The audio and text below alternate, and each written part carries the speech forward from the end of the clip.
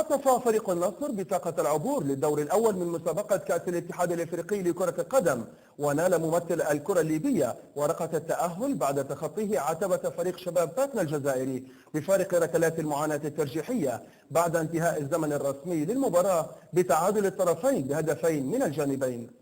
وكان الفريق الجزائري الضيف هو المبادر بالتسجيل في توقيت مبكر من المباراة عن طريق المهاجم مساعدية محمد إثر بهتة دفاعية، ولم يهنأ الفريق الجزائري الضيف بهدفه سوى 5 دقائق فقط بعد أن نجح المهاجم أنيس زغب في تعديل الكفة لفريقه.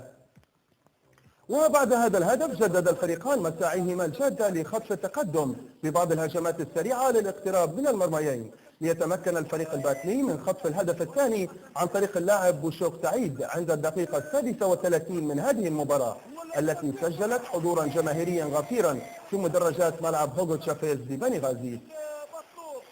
وفي الشوط الثاني حاول فريق النصر الذي قاده في هذه المباراة لاعبه السابق فوز العيساوي تدارك تأخره والبحث عن هدف التعادل ببعض المحاولات والمهاجمات والضغط على الفريق الضيف في نصف ملعبه، ليتمكن أبو بكر العبادي من تحقيق هدف التعادل بتسديدة قوية وبعيدة من خارج منطقة الجزاء. ولم تشهد الدقائق المتبقية من هذه المباراة التي أدارها الحكم المصري جهاد أبو جريشة أي جديد، لتنتهي بالتعادل الإيجابي ب4 أهداف مناصفة بين الفريقين،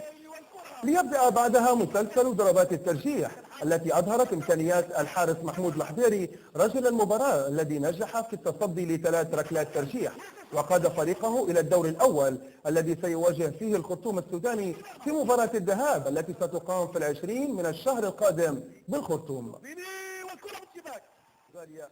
كرة تكتير ثمينة يا ابو غالية وغالية، والكرة داخل الشباك، هدف يا محمد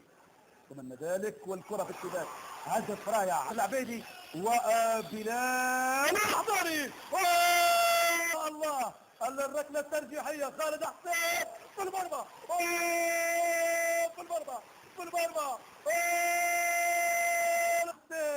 اسعدت الجماهير الليبية والنصراوي. نتمنى كل التوفيق لفريق النصر ممثل الكرة الليبية في كأس الاتحاد الافريقي لكرة القدم.